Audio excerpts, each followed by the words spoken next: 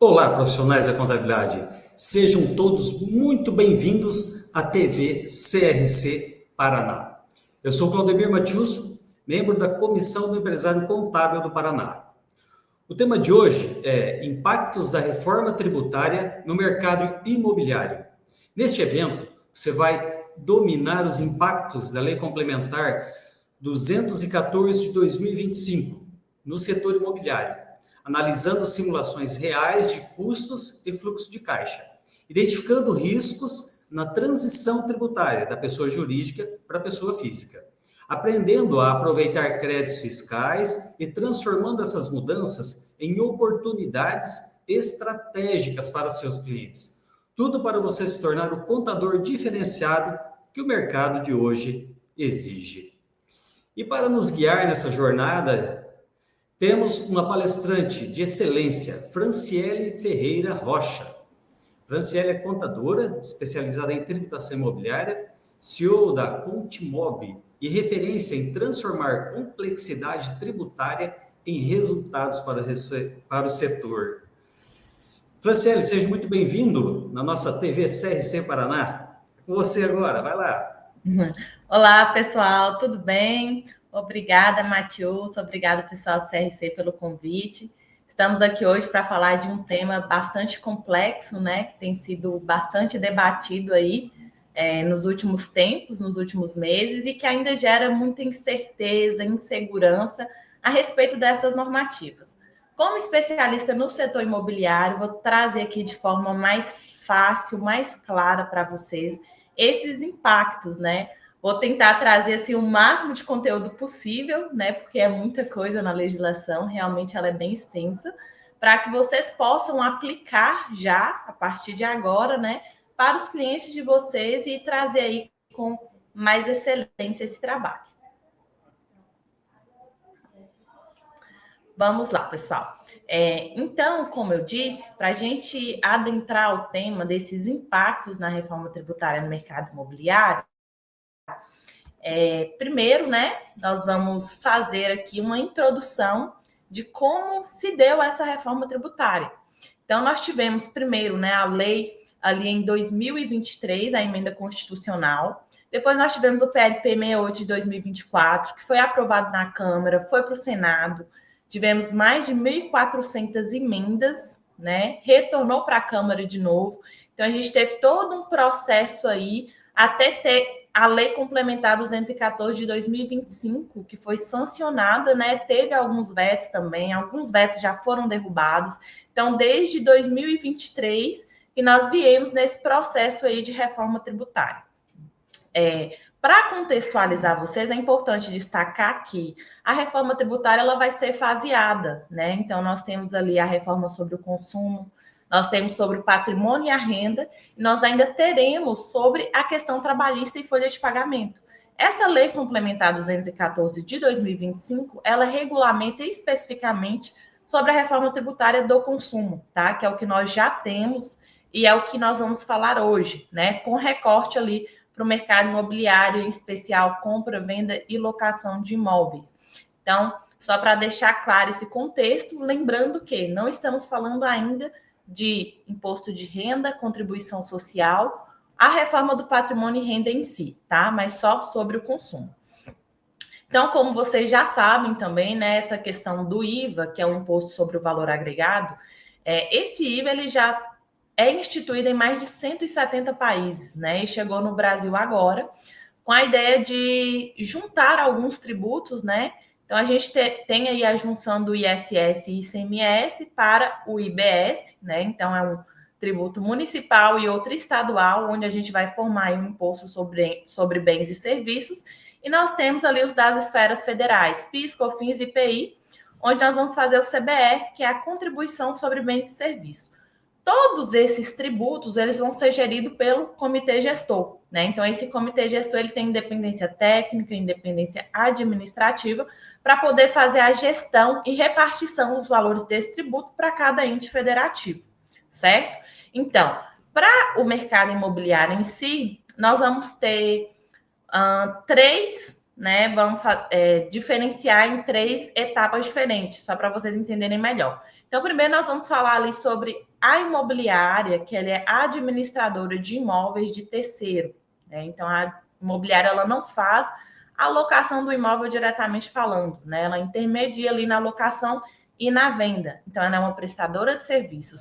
Nós temos ali a pessoa física, que ela mesma faz a locação e a venda, e nós temos a pessoa jurídica, holdings, enfim, que faz também locação e venda na PJ. Então, nós temos 3 cenários diferentes, né, que ocorre atualmente muita confusão, principalmente em questão de como vai ficar a alíquota, qual a redução que se tem das imobiliárias para as pessoas, seja física ou jurídica, que efetivamente fazem essa transação. Perfeito? Vamos lá, pessoal. Lá na Lei Complementar 214 de 2025, nós temos ali o princípio da neutralidade, que o IBS e o CBS ele vai incidir tanto sobre bens como de serviços, né? E lá nós temos bem claro definindo o que seria operações com bens e o que seria operações com serviços. Então é bom nós deixarmos claro aqui, né, conforme está ali na legislação, que bens ele vai ser todo e qualquer que envolvam bens móveis ou imóveis, materiais ou imateriais, inclusive direito. Então, nessa lei a gente tem bem claro ali definido, né? Porque uma né, dos objetivos da reforma tributária é acabar com o litígio, né? As dúvidas, porque nós sabemos que dentro da nossa legislação nós temos ambiguidade de interpretação para quase todos os tributos, né? E dos objetivos é acabar com essa ambiguidade de interpretação, tá? Então, ele traz ali muito bem definido o que é bens e o que é serviço, né? E o serviço, todos os demais que não estejam enquadrados como operação de bens. Então, aqui é basicamente tudo. Então, aquilo que a gente tiver na dúvida, se enquadra entre bens ou serviços, tudo que não é bem vai ser um serviço, né? Que não está definido ali nem bem. E o fato gerador vai ser basicamente o fornecimento. O que seria esse fornecimento? Entrega ou disponibilização, instituição, transferência, cessão. Então, se a gente for verificar, aqui eles trouxeram de forma bem completa, bem abrangente, todos os termos, né? Para não houver dúvida aí se vai tributar ou não, né? Então, instituição, transferência, cessão. Então, principalmente ali no mercado imobiliário, que a gente tem a questão da posse, a gente tem a questão do termo de cessão. Então, isso ele já entra, né, como contribuinte ali do IBS e CBS. Então, fez uma cessão, seja onerosa ou não onerosa, que nós vamos verificar mais na frente, licenciamento ou disponibilização, inclusive do direito, né, sobre aquele bem, seja ele imóvel ou imóvel, ele já está sujeito à contribuição do IBS e CBS, que seria o fato gerador ali de fornecer. Então, você forneceu, prestou, disponibilizou um bem ou serviço, automaticamente você já passa a ser contribuinte. Aqui também eles trazem bem claro o que seria esse fornecedor. E aqui nesse fornecedor, nós temos uma novidade. Porque dentro do fornecedor, ele traz a pessoa física como contribuinte do IBS e CBS. Então, nós sabemos que na prática, atualmente, a pessoa física ela não paga nenhum tributo, além ali do imposto de renda no carnê-leão, né, da pessoa física, sobre a alocação de bens imóveis. E aqui na Lei Complementar 214 de 2025, fica explícito que esse fornecedor ele pode ser a pessoa física também. Que a pessoa física ela passa a ser contribuinte, né? Que residente ou domiciliado no país realiza o fornecimento. Então, se você forneceu ali, você esteja dentro das regras da Lei Complementar, você passa a ser contribuinte, mesmo sendo pessoa física, né? Então, se a gente for reparar, né, o que é o IBS e CBS? PIS, COFINS, ISS, ICMS, tudo junto. E a pessoa física, ela não pagava, né? E a partir da lei complementar, ela vai ter situações em que ela se torna contribuinte desses tributos, tá?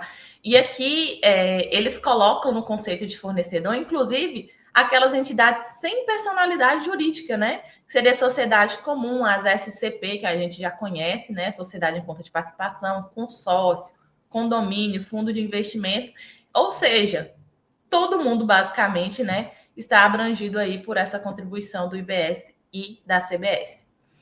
E qual que seria a hipótese de incidência, né? Então, qualquer operação com bem ou serviço. Então, toda e qualquer operação.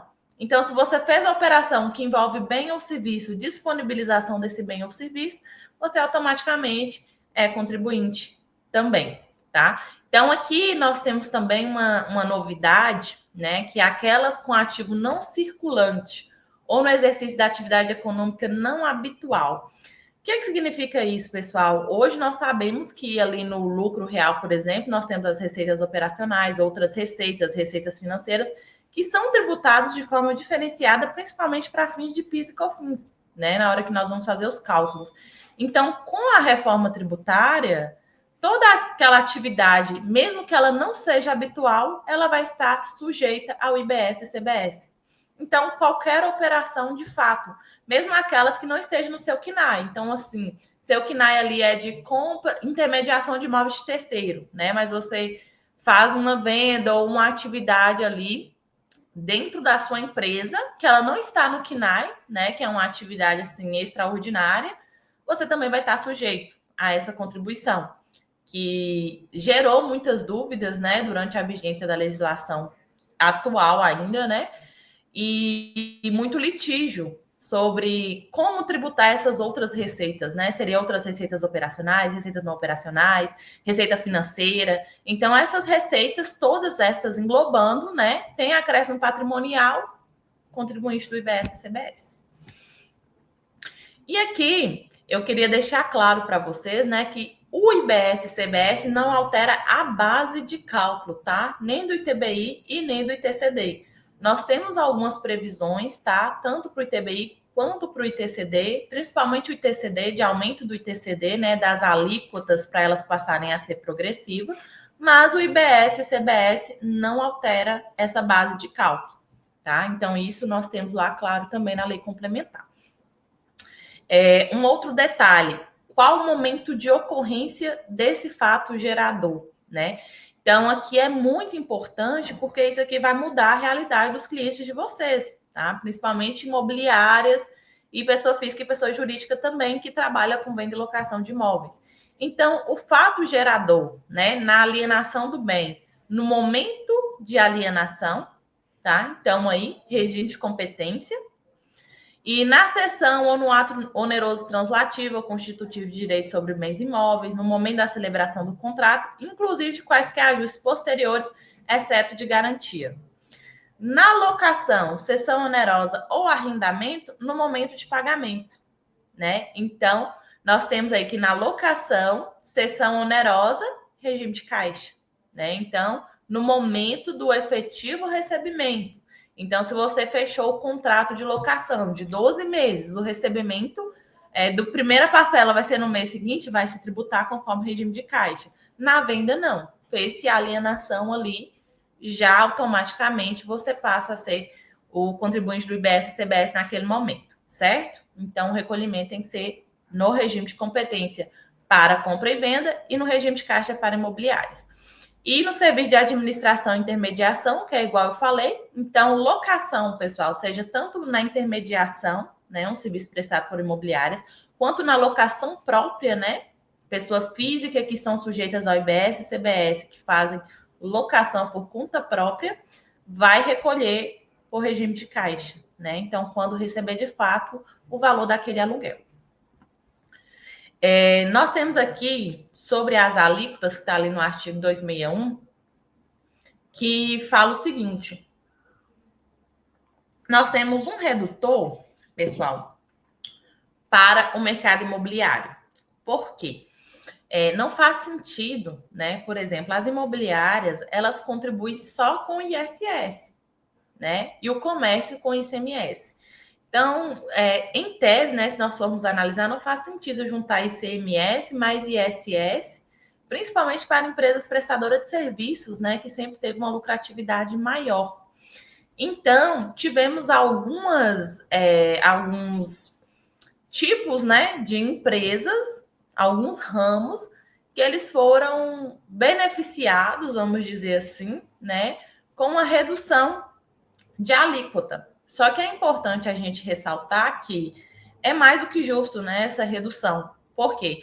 uma imobiliária que não contribuía com o ICMS, se juntar as duas alíquotas ali, ela vai contribuir com um tributo que até então não existiria para ela. Sem contar da relevância do mercado imobiliário para a economia, tá? Porque na reforma tributária eles consideram o mercado imobiliário venda, locação, cessão, aí entra construtora, entra incorporadora, entra imobiliárias. Então, todos, né, que contribuem, que opera com o mercado imobiliário, eles ficaram basicamente ali no mesmo pacote, vamos dizer assim, né? Então, todos ali, né, estão sujeitos a essa redução de alíquota, que para o mercado imobiliário, na intermediação, que há uma confusão muito grande aí, é de 50%. Mas para quem faz a alocação por conta própria, seja na pessoa física ou na pessoa jurídica, é de 70%. Então, não podemos confundir uma empresa que ela presta serviços para uma empresa que ela faz a alocação por conta própria, certo? Qual que é essa alíquota? Nós ainda não temos definida, tá? Mas, assim, nós vamos para a prática ali, para os cálculos, para vocês entenderem melhor como que está funcionando, né, esse impacto de alíquota dentro do mercado imobiliário, mas a gente não tem uma alíquota efetiva ainda, tanto que nas simulações nós vamos simular uma possível alíquota, né, de cálculos que tem se falado, que pode ocorrer ali na questão de tributação. E aqui a gente tem, né, que essa alíquota, inclusive, é sobre alienação, inclusive decorrente de incorporação imobiliária, parcelamento de solo, cessão e ato translativo ou constitutivo oneroso de direitos reais, locação, cessão, arrendamento, administração, intermediação e construção civil. Vocês estão vendo que englobou todas as empresas, né, que estão no ramo imobiliário, né, que antigamente a gente tinha aí uma separação, não o mercado imobiliário como um todo, até porque tem empresas que, por exemplo, o setor de construção civil é totalmente diferente do setor de administração de imóveis de terceiro, né, mas tudo isso aí foi colocado num pacote só dentro da reforma. E lá também nós temos na locação de imóveis um redutor social. Então, lá consta que nas operações de locação, tá? Então, quando a gente falar de locação aqui, vocês lembram que sempre está a cessão onerosa ou arrendamento, né? Para uso residencial, eles vão poder deduzir da base de cálculo do IBS e da CBS o valor de R$600 por bem imóvel, tá? Então, são 3 imóveis, R$600 para cada bem imóvel. Então, sempre vai ser ali de R$600. Aí aqui fala que o valor do redutor social, né, será atualizado mensalmente pelo IPCA. Então, neste momento que eu estou falando, já não deve ser mais R$600, né, da data de publicação, que foi em janeiro. Então, nós estamos agora em agosto, já deve ter alterado, né, pelo IPCA, porque esse valor seria reajustado mensalmente, né, ou por outro índice que viesse substituí-lo. Mas dentro da locação, nós vamos ter essa possibilidade de redução social na locação de imóveis, tá? E essa redução social, ela acontece para a locação de imóveis e nós também temos um benefício ali quando se trata da questão de vendas, né?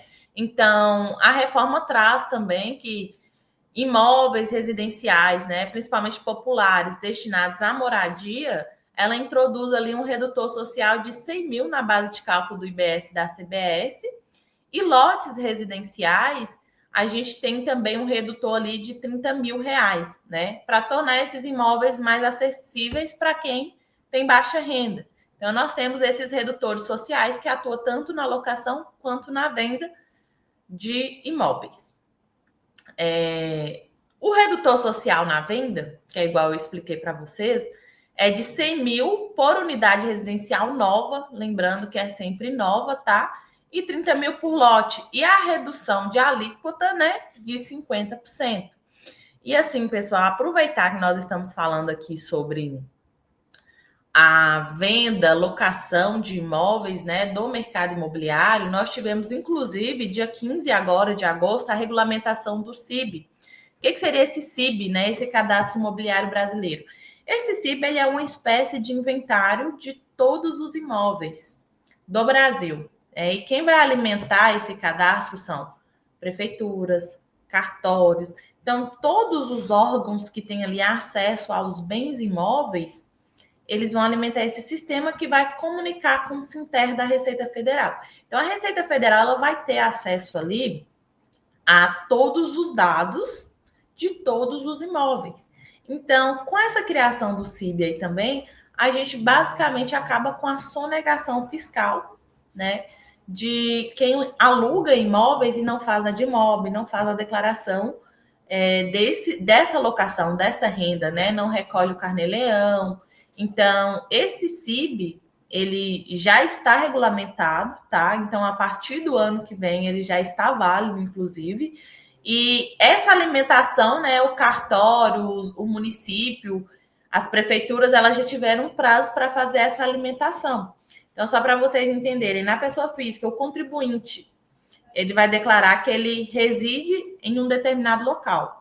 A Receita Federal, por meio de inteligência artificial, vai cruzar se aquele local que ela reside é dela, né? Se tem ali na declaração de bens e direitos. Se não tiver, significa que esse imóvel ele é de terceiro. Então, a Receita ela vai intimar ali ambas as partes, né? Tanto o proprietário do imóvel quanto a pessoa que reside no imóvel para entender qual é a operação que ocorre ali. Se é doação, está sujeito ao ITCD. Se é locação, está sujeito ao recolhimento do IR ou do IBS e CBS, se for pessoa física contribuinte, né? Então, nós temos essa criação do CIB aí, que basicamente, né, vai acabar com a sonegação na alocação de imóveis. E da mesma forma também vai servir para vendas, né? Então, vai ter um cruzamento ali, mesmo que este imóvel ele ainda não tenha sido, porque muitos imóveis, né, nós sabemos que só tem um contrato de compra e venda. Mas como a declaração do imposto de renda da pessoa física é por regime de caixa, esse imóvel tem que estar declarado, né? Então, por mais que você não tenha averbado e registrado em cartório, você paga o IPTU dele. Então, a prefeitura ela tem esse acesso. Por mais que não tenha no cartório, a gente tem na prefeitura. Então, vai ficar fácil aí da Receita Federal fazer esse cruzamento de dados. Aqui, pessoal, eu trouxe para vocês as alíquotas de tributação, que é as alíquotas práticas, né, de agora. O lucro presumido, isso aí é só para vocês contextualizarem aonde estamos e aonde podemos chegar, tá? Com simulações práticas de cálculo. No lucro presumido, nós temos aí 3,65 a título de PIS e COFINS. ISS, ele vai variar aí de município para município, né? Então, tem município que é 3, 4, chega a 5%. Eu coloquei uma média de 3,5% ali. E eu coloquei aqui, no presumido, a gente não está falando de imposto de renda nem de contribuição social. Então, PIS, COFINS e ISS. Uma média de 7,15%, só para vocês entenderem. Então, um faturamento mensal ali de 750 mil reais, né? Uma empresa intermediadora de imóveis de terceiro, ela paga PIS, COFINS e ISS, certo? Que está no lucro presumido. E a gente tem essa alíquota aí, média de 7,15%. No lucro real, né, atualmente, nós temos aí 7,6% para COFINS, 1,65%, e o ISS uma média aí de 3,5%, igual eu utilizei no exemplo anterior, onde a gente totaliza aí uma média de 12,75%. Então, a gente trouxe aqui o mesmo faturamento, tá? Esse crédito de PIS e COFINS foram dados reais de uma empresa, tá? Que eu puxei, que ela teve esses abatimentos de crédito, né? Porque no lucro real a gente pode aproveitar crédito de PIS e pode aproveitar crédito de COFINS, que é o que nós vamos falar, a questão do crédito no IBS e na CBS também. E nós teríamos aí uma alíquota de 12,75%. Então, uma média, tá? Que esse crédito de PIS e COFINS ele vai variar aí de empresa para empresa. A gente teria aí uma tributação de 50.531,25 sobre um faturamento de 750 mil no lucro real. E no presumido, 53.625, tá? Só um comparativo. Qual que vai ser a alíquota do IVA? Pessoal, nós ainda não temos, tá? A Receita ela vai iniciar as alíquotas testes agora em 2026. Por quê? Porque eles precisam identificar, né, como vai ser a arrecadação. Né? Então, como que vai funcionar? A ideia é ter uma nota fiscal única nacional e esses valores eles vão vir destacados na nota, mas a princípio, nesse período de teste, né, principalmente em 2026, as empresas elas não vão fazer o recolhimento desses valores, né? Vai ser alíquotas testes que vão estar só destacadas ali na nota fiscal mesmo, para eles terem uma estimativa de apuração.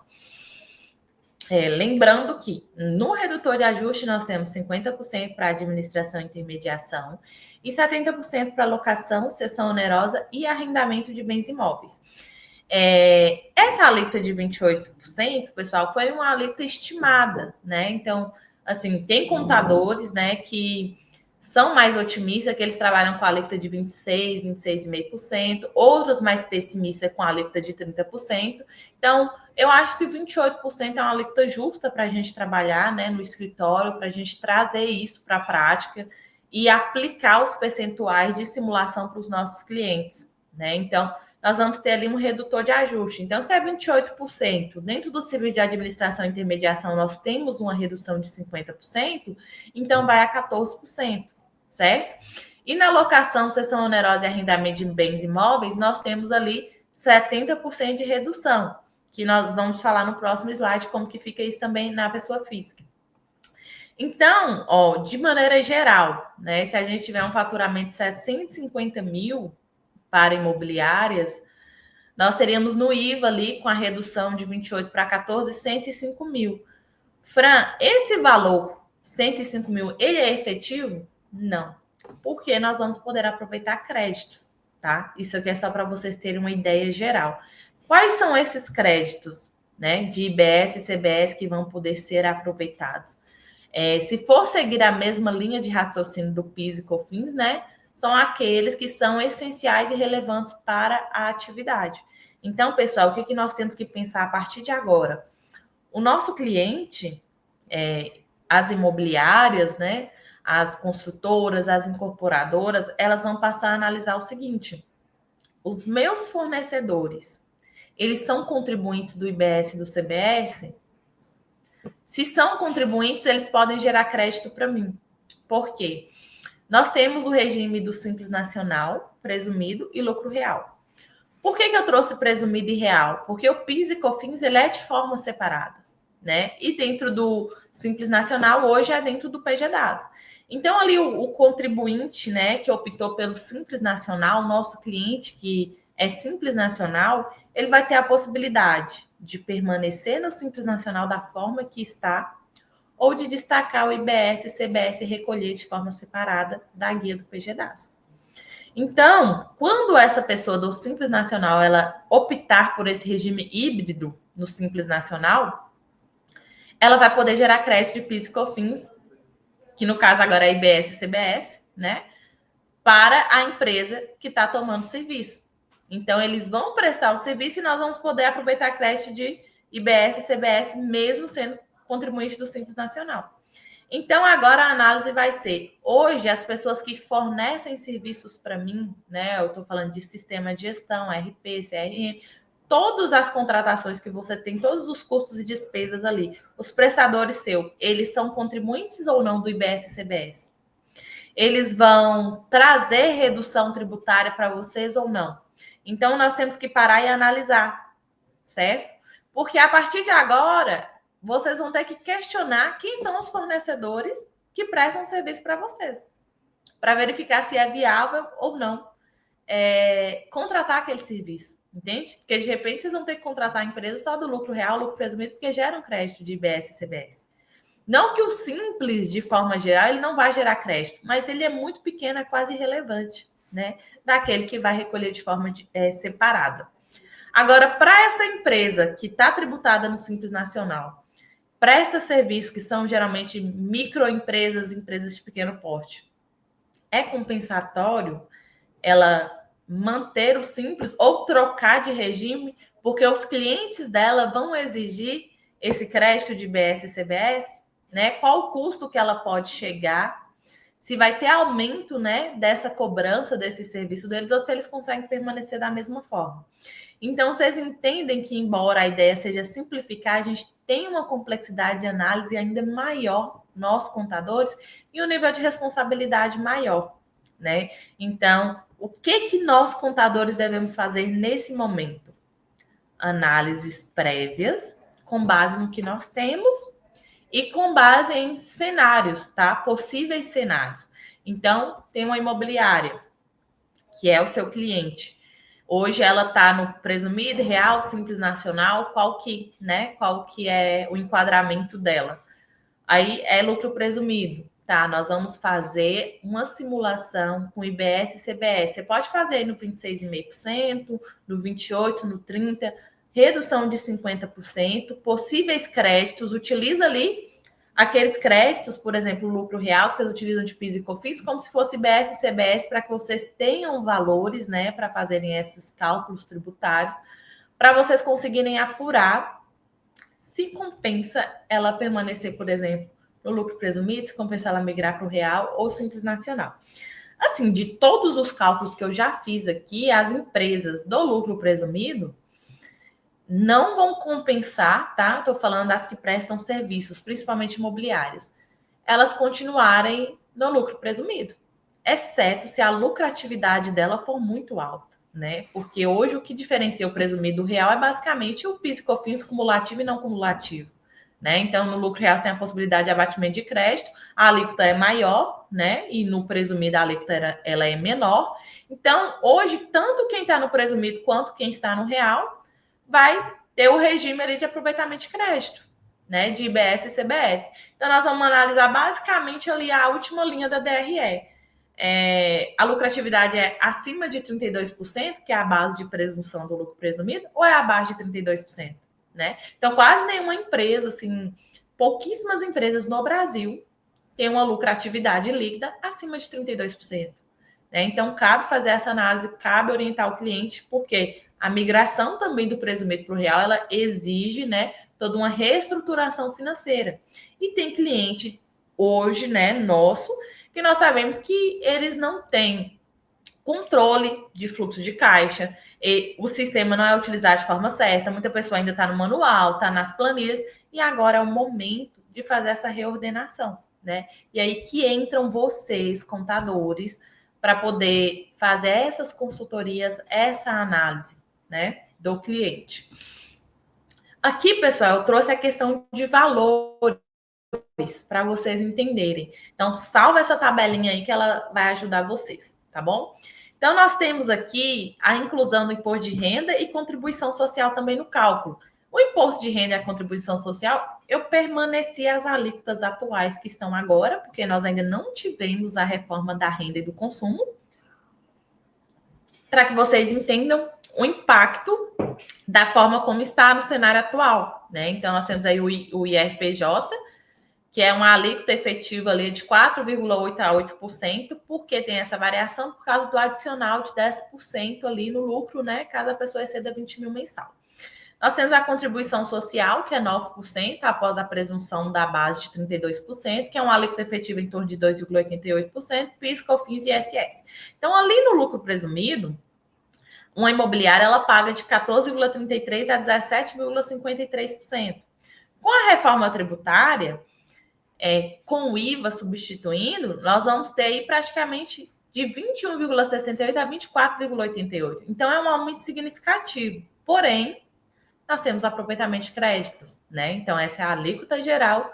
E o aproveitamento de crédito ele vai ser específico para cada empresa, né? Então, quais são, né, as contratações que a empresa, o seu cliente, ele tem hoje, né? Então, ele tem mais empresas tributadas pelo lucro presumido, pelo lucro real, para que vocês possam ter uma visão mais ampla, né? Mas, de forma geral, se não tivesse nenhum crédito para aproveitar, seria esse cenário aqui. Então, nós vemos que tem aí um aumento significativo, né, de carga tributária para o mercado imobiliário. Agora, nós vamos falar da pessoa física. Pessoal, as pessoas físicas com receita de aluguel, elas passam a ser contribuinte do IBS e da CBS se seguir alguns critérios. E aqui é importante destacar para vocês que eles falam, né, que a locação, cessão onerosa e arrendamento de bem imóvel, né, a pessoa física que exerce essa atividade, desde que no ano calendário anterior a receita total com essas operações exceda 240 mil e tenha por objeto mais 3 bens imóveis distintos. Então, atenção, chegou em janeiro de 26, por exemplo, só para vocês entenderem. Nós vamos analisar o ano calendário. Então, a receita total com essas operações excedeu 240 mil, você teve a pessoa física, né? O cliente seu, pessoa física, ele teve mais de 240 mil de receita? Teve 260 mil. Ok. E, então, aqui a gente não tem ou, né? Então, a gente tem e. Então, tem que seguir tanto A quanto B. Então, acima de 240 mil já não caracteriza como contribuinte. Mas se foi acima de 240 e foi mais de 3 imóveis distintos, aí sim ela passa a ser contribuinte, né? Então, a pessoa, ela teve uma renda ali de 280 mil, foram 2 imóveis, não é contribuinte do IBS e CBS. A pessoa física, ela teve uma renda ali de 241 mil reais, passou R$ 1.000 ali, e teve renda por 4. Então, automaticamente ela é contribuinte do IBS e CBS, né? Então, teve ali uma renda de mais de 3 imóveis distintos, teve 4 e acima de 240 mil reais. Agora, aqui, eles vão ter que nos trazer uma clareza maior do que seriam esses imóveis distintos. Porque nós sabemos, né? Parece muito óbvio, né? O que seria um imóvel distinto. Mas nós sabemos que tem, por exemplo, às vezes, um apartamento que tem uma vaga de garagem e você aluga como se fosse uma locação só. Nós temos um imóvel rural com várias glebas, várias matrículas diferentes, mas você faz o arrendamento de uma localização só. Isso vai entrar como imóvel distinto ou não? Essa locação, né? Então, cabe aqui trazer para a gente, né, de forma mais clara, a definição do que seria um imóvel distinto, né? Você vai considerar, é por matrícula, é por contrato de locação, né? O que vai ser esse imóvel distinto aí? Mas a regra do ano calendário anterior é essa, tá? E assim, pessoal, na locação nós temos uma complicação maior, porque são 2 regrinhas. Nós analisamos o ano calendário anterior, verificando esses 2 critérios. E nós temos um outro critério para a gente analisar durante o ano calendário. Então, todas as pessoas físicas basicamente vão precisar de alguém para fazer esse acompanhamento mensal das receitas de locação. Oportunidade de trabalho para todos os contadores, porque pessoa física que tem locação, elas precisam de um acompanhamento mensal. Por quê? Além da gente analisar o ano anterior, nós vamos ter que analisar o ano corrente, né? Então, também será contribuinte do regime regular do IBS e do CBS no próprio ano calendário, a pessoa física, né? Alienação ou cessão de direitos de imóveis que exceda os limites previstos nos incisos 2 e 3 do parágrafo 1º desse artigo. Então, qual que é o limite previsto, né? Que a gente tem lá, 240 mil. E aqui fala, né? Alocação, cessão onerosa e arrendamento de bem imóvel em valor que exceda em 20% o limite previsto na linha A do inciso 1 do parágrafo 1º desse artigo. Então, resumindo, pessoal, nós vamos analisar ali mensalmente.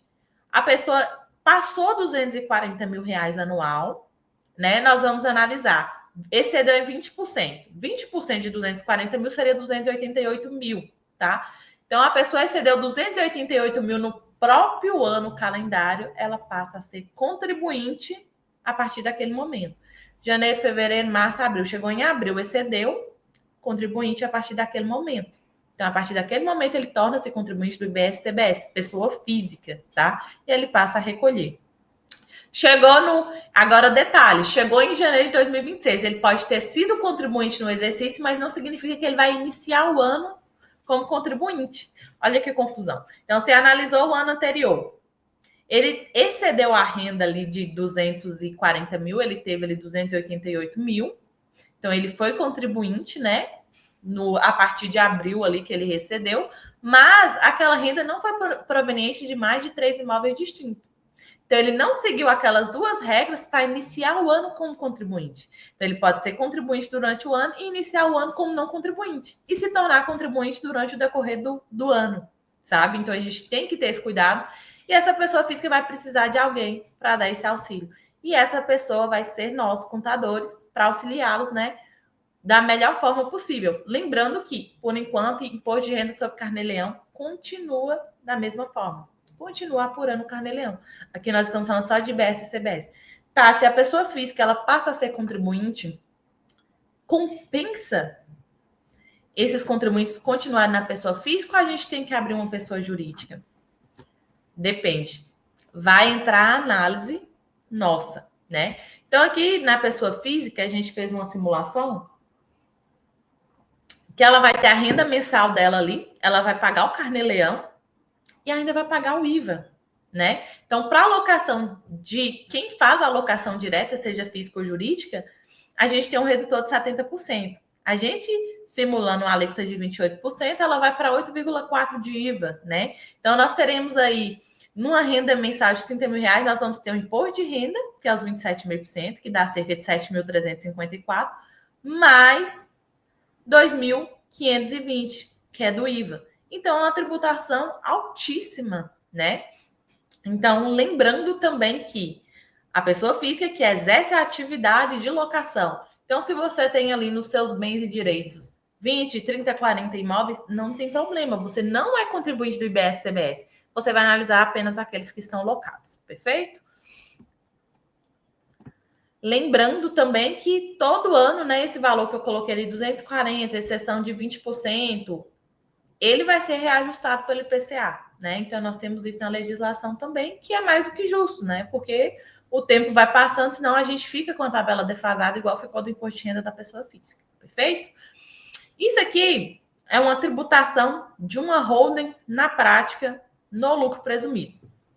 Pessoal, o que eu quero trazer para vocês? Que a pessoa jurídica, né, as holdings, a gente geralmente já coloca ela ali no lucro presumido, nós temos que ela paga ali IRPJ, CSL, PIS e COFINS. Holding não paga ISS. Quem paga ISS é imobiliários que intermediam imóveis de terceiro. A holding ela vai pagar só os tributos incidentes sobre a receita da operação dela, certo? Então, nós fizemos uma simulação aqui, por exemplo, da holding no lucro presumido. Então, nós temos hoje uma média de 11,33% a 14,53%, né, por causa do adicional do imposto de renda, de tributação para as holdings tributadas pelo lucro presumido. Na prática, com a reforma tributária, vai de 16% a 19,28%. Então, nós tivemos um aumento aí também de carga tributária. Então, nós tivemos um aumento na pessoa jurídica, mas a pessoa física também ela passou a ser contribuinte.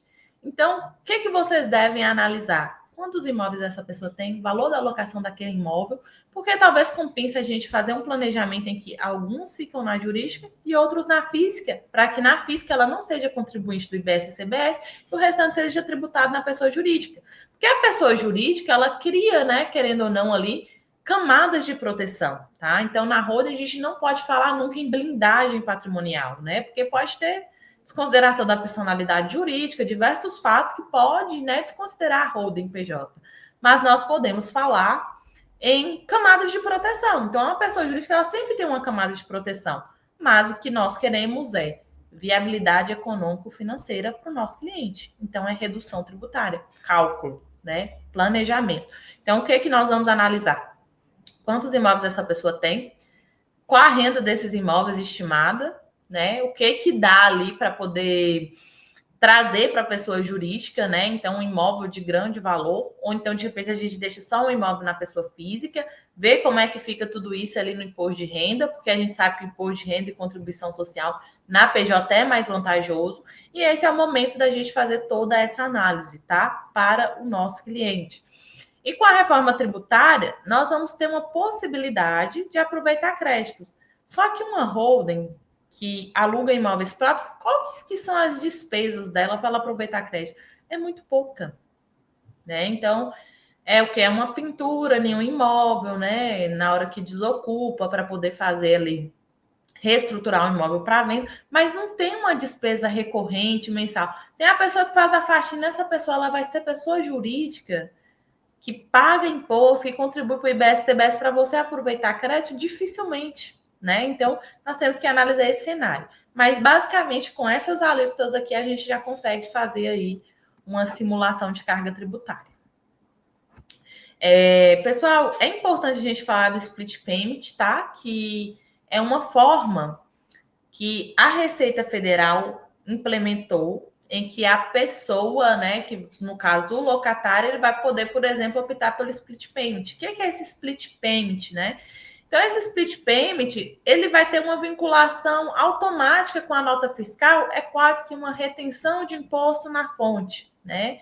Então, todas as operadoras de cartão de crédito, todos os bancos, instituições, né, que fornecem e que têm conta bancária, eles vão ter que se adaptarem para o split payment, né? Então, o valor caiu ali, automaticamente vai apurar. Você tem crédito, tem débito, qual o valor restante para poder repassar, né? Para você receber. Então, esse split payment também vai ser feito ali todos os testes para avaliar como vai funcionar.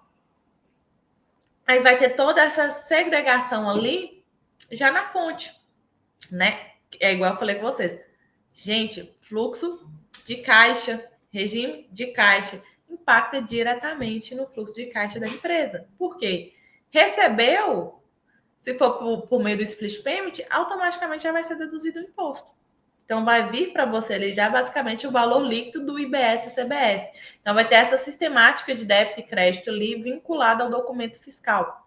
E isso já é uma realidade, né? Então, nós já temos todo um desenvolvimento em que a Receita Federal está fazendo e se preparando para isso. Infelizmente, nós ainda não estamos, né? O Brasil não está preparado para essa reforma tributária. Então, assim, eu vejo que tem muitos contadores que ainda estão perdidos, né? Fala assim, vai acontecer, não vai acontecer. Pessoal, a reforma tributária já é uma realidade, já está acontecendo. Essa lei complementar, ela já está aí desde o início do ano, né? Então, é uma oportunidade também para vocês saírem na frente, estudarem, né? E no mercado imobiliário, a gente viu aí que tem possibilidade na física, na jurídica, nas imobiliárias.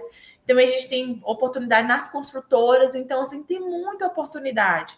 E vocês podem cobrar o justo pela prestação desse serviço também, né? Porque vocês vão ter que estudar, especializar, se dedicar para trazer o melhor para o cliente, né? Então, é uma oportunidade aí para vocês, contadores, se destacarem no mercado, principalmente para quem quer trabalhar com o mercado imobiliário, né? Porque a gente sabe que a reforma, ela é enorme e complexa, né? Então, se a gente pega uma área específica, para a gente se especializar nela, nós conseguimos entregar, cobrar justo e o melhor de tudo, trazer redução tributária de forma legalizada para o nosso cliente, com planejamento, com estratégia, certo? Aqui nós temos o período de transição, né, das operações com bens imóveis, e dentre esses períodos de transição, a Receita ela permitiria ali, né, que a pessoa que hoje ela paga 3,65 de PIS e COFINS, a PJ, no lucro presumido, ela poderia manter, né, ela poderia optar por continuar tributando dessa forma, né? Só que aí eles têm ali, né, que seria exclusivamente para contratos com finalidade não residencial pelo prazo original do contrato, e desde que este contrato, né, ele fosse comprovado ali por firma reconhecida ou por meio de assinatura eletrônica. Só que isso é até a publicação da lei. Então, isso foi uma oportunidade que eu queria mostrar para vocês, né, que muitos clientes perderam por não estarem acompanhando a reforma tributária. Então, isso foi até dezembro de 24, que a lei foi em janeiro de 25, certo? Isso para os imóveis não residenciais. E nós temos também para os contratos com finalidade residencial, pelo prazo original do contrato, ou até dezembro de 2028. Então, para os imóveis residenciais, né, ainda tem essa possibilidade.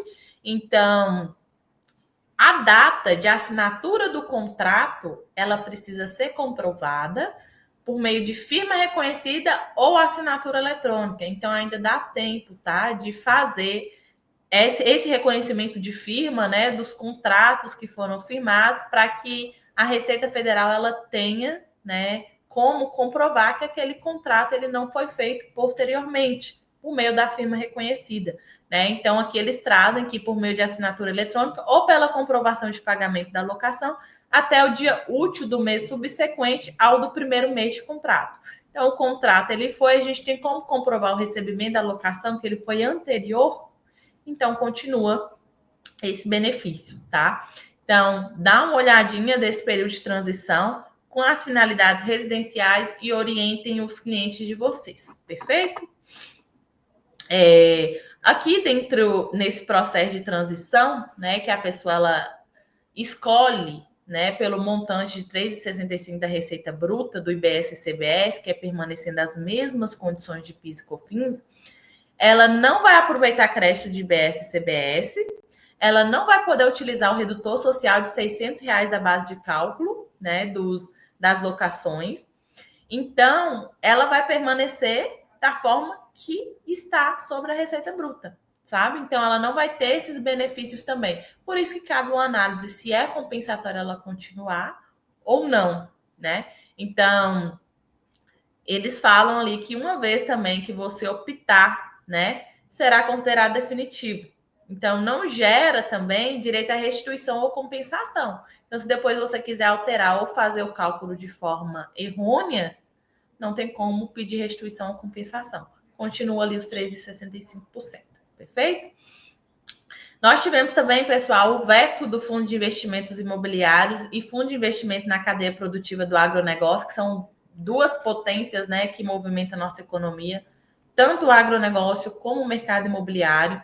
Então, foi vetado ali, mas esse veto já foi derrubado, né? Então, se for lá na lei complementar, você vai verificar que esse veto foi derrubado, onde trazia ali, né, a isenção do IBS e CBS para os fundos de investimento imobiliário, os FIs e os FIAGs.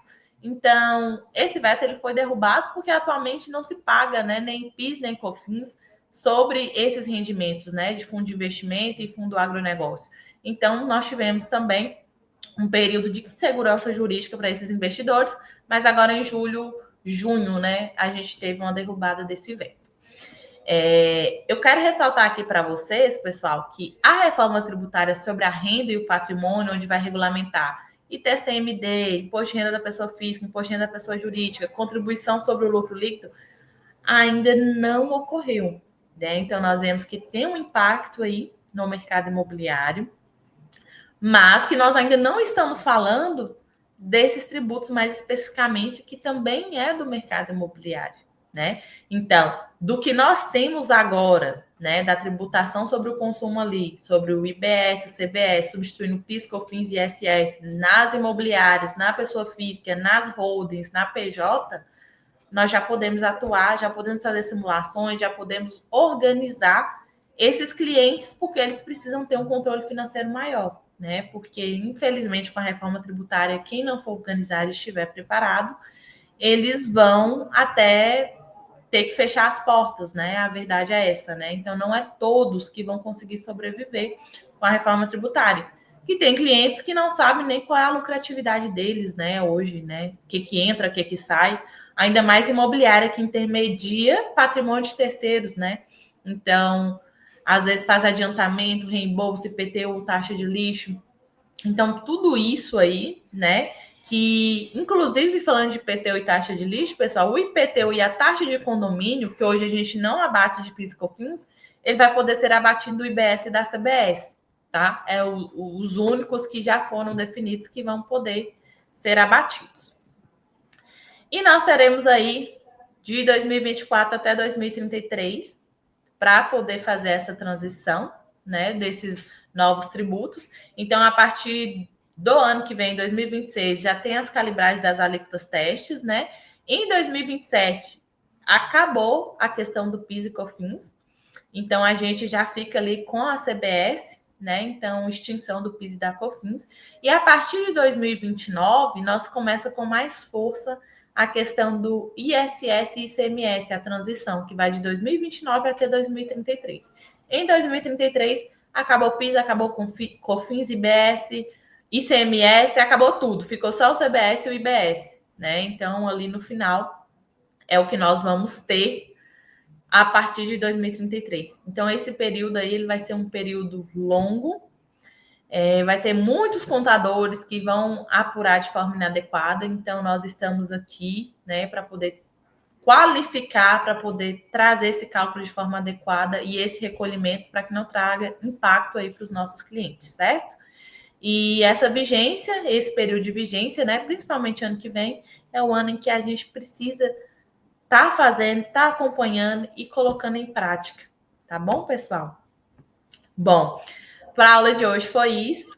Obrigada pela atenção de vocês, né? Bastante coisa, espero que eu tenha contribuído aí de alguma forma para o conhecimento de vocês. Realmente é um tema muito extenso, né? Então eu trouxe aqui alguns pontos mais relevantes e espero que tenha ajudado vocês. Tá certo, Franciele. Muito obrigado por compartilhar, né, todo esse conhecimento seu com a gente. Essa aula foi muito mais que especial, viu? Foi muito boa. Você trouxe clareza em um tema muito complexo, muito. Acho que eu vou pôr aqui umas 3 vezes complexo isso tudo, né? E com Sim. conhecimento, né? Isso você fala com autoridade, isso é muito legal, tá? Os contadores podem virar o jogo a favor de seus clientes. Eu vou citar uma frase aqui que eu falei no início, né? Transformar complexidade tributária em resultados. Eu achei muito, muito própria, muito apropriada para esse momento, né? Essa frase, né? Isso aí é muito legal. Franciele, ali do CIB, se você me permite fazer uma pergunta, é novo, né? Não sei se o sujeito vai ter 3 imóveis, ele mora em um. Os outros 2, ele está omitindo a receita do aluguel disso. Você tem ideia como que a receita vai chegar num valor ideal de aluguel disso ou não? O que acontece? Quando a pessoa ela tem 3 imóveis, ela reside em um imóvel, certo? Os outros 2 estão locados e ela não declara. Seria isso, né? Isso. Exatamente. Então a pessoa que ela vai ser intimada, tá? Tanto o locatário, porque o locatário ele concordou entre aspas, né? E, geralmente esses acordos de cavalheiros, vamos dizer assim, é feito por fora da regulamentação. Ambos vão ser intimados e por meio de principalmente transação bancária ali daquela operação, né? Se for feito via banco, a Receita vai saber. Se não, ela vai estipular um valor médio mensal.